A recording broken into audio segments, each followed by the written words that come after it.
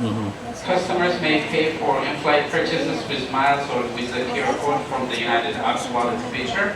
If you're a United Mileage Plus Chase card member, use this card to also get 25% back on in-flight purchases.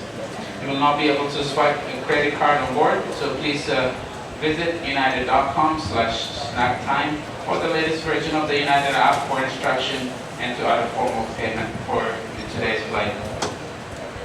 We will be boarding our flight by group number, so please make yourself comfortable until your group number is called. If you are traveling with any assistive devices like car seats, strollers, wheelchairs, walkers, please come and see us prior to boarding. That way we can give you a special handling tag for your assistive devices.